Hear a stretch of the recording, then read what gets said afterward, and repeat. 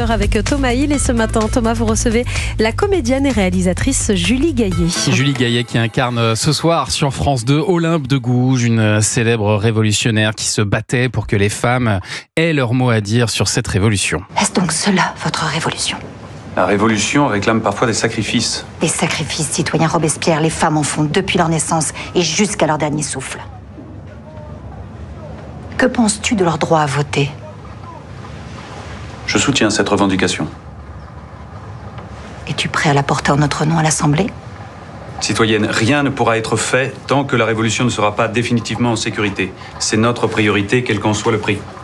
Madame, l'honneur des femmes consiste à cultiver en silence les vertus de leur sexe, pas à expliquer aux hommes les chemins qu'ils doivent prendre. Lâchez-la !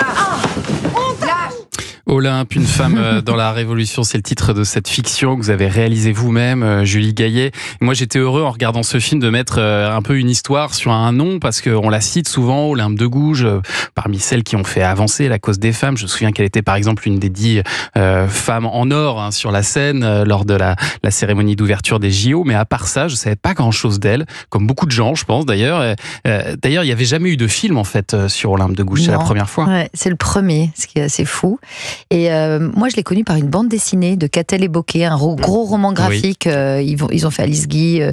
Mais c'était dans les années 90. Ça fait très peu de temps. La première biographie, elle a été publiée en 81. Donc, comme je suis née en 72, moi, au collège, par exemple, on ne l'étudiait pas. On étudiait une révolution française avec des hommes. On ne savait pas qu'il y avait pas mal de figures, de clubs de femmes, et elle, surtout, cette déclaration des droits de la femme et de la citoyenne qu'elle a voulu faire signer à la reine, comme on avait fait signer la déclaration des droits de l'homme au roi. Qui est maintenant au programme officiel.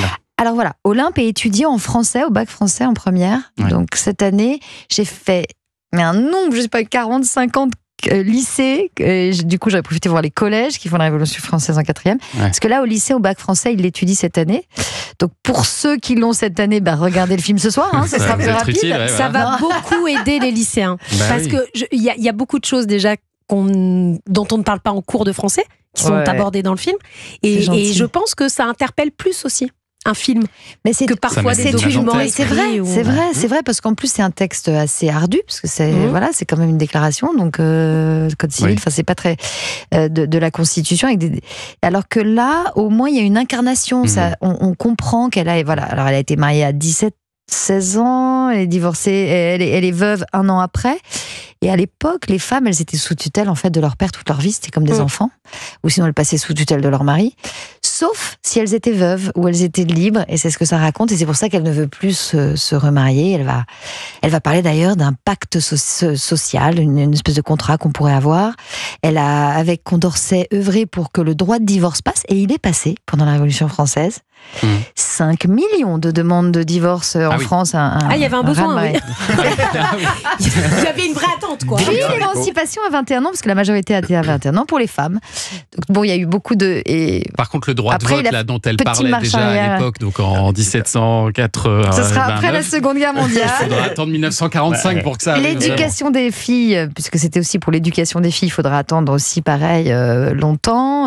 Mais elle n'était pas simplement, elle n'était pas féministe, elle était humaniste. C'est-à-dire qu'au-delà de ça, elle parle, comme elle était bourgeoise et pas aristocrate, que c'est aussi, ça raconte ça, c'est aussi une femme qui s'est faite toute seule, qui était partie de Montauban, dans la région occitanie, qui parlait l'occitan, qui est arrivée à Paris.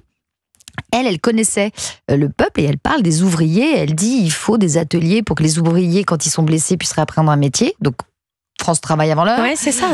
Elle parle de maisons de retraite, des champs, qu'il faudrait que les champs, quand ils ne sont pas utilisés, ça devienne des scopes, soient utilisés. Elle a mille idées, je peux même pas vous. Mais elle parle de la sécurité sociale. Qui est passé en 2009. Elle parle du Pax. Elle parle du Pax, Et d'ailleurs, la jeune fille qui joue votre rôle de Olympe de Gouges petite est extrêmement bien choisie. Je me suis demandé si elle n'était pas de votre famille, tellement il y a un air. Elle est de Montauban. Elle a fait le casting. Elle est de la région Occitanie. Il y a vraiment un air de famille. On dirait votre fille. Vraiment, c'est Julie Gaillet. Gaillet jeune, quoi. Sauf que Manon a les yeux bleus et donc on lui a fait mettre des lentilles parce que moi, voilà, elle est encore plus jolie, elle est tellement belle. Et alors, petite Manon.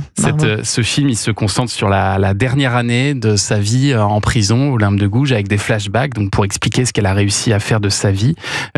Tout a commencé donc par son éducation à Montauban, parce qu'elle lisait beaucoup. Elle lisait beaucoup de la philosophie, notamment. Ce qui était assez rare. Lumières, en fait. C'était les philosophes des Lumières. Ouais. C'était assez rare pour les femmes de son époque. C'était assez rare et on dit qu'il y aurait eu une trentaine, quarantaine, j'ai lu ça quelque part, d'autrices, de femmes écrivains avant la Révolution française, et 400 après. Comme si, quand même, il y a quelque chose qui s'est passé avec cette Révolution française. Elles sont commencé à écrire, les femmes. Donc, c'est des nouveaux récits qui arrivent. Et ça, c'est aussi très important dans l'histoire de comprendre comment elle est arrivée. Parce que bon, il y a quand même eu après Napoléon, le code Napoléon, un peu le retour des femmes à la maison. C'est un peu un backlash après la Révolution française pour les femmes, si je peux me permettre. Mais elle a voulu faire partie de cette révolution. Elle a voulu monter à Paris. Elle était complètement révolutionnaire. Mais à un moment, elle va vraiment s'opposer aux révolutionnaires. C'est ce qu'on a entendu dans l'extrait là avec Robespierre, qui a lui mené... Alors qu'il partageait les mêmes idées contre la peine de mort, pour le droit de vote. Enfin, ce qu'on entend, effectivement, Robespierre, c'est cette partie de la terreur qu'on étudie, qu'on comprend pas très bien aussi en France, donc qu'on a essayé de mettre. Bon, je pense que voilà, ce qu'on dit, c'est que c'était une période folle, quoi. Les uns contre les autres, qui commençaient à se tirer dessus les uns contre les autres, en fait. C'est une fiction qui est très réussie, vraiment. Réussi, on vous la recommande ce soir. Olympe, une femme dans la Révolution, co-réalisée donc et interprétée par Julie Gaillet. C'est à 21h10 sur France 2. On va continuer à en parler, puis on va parler des Oscars aussi avec Monsieur Ben Ki-moon. Dans un instant, vous allez nous débriefer tout ça.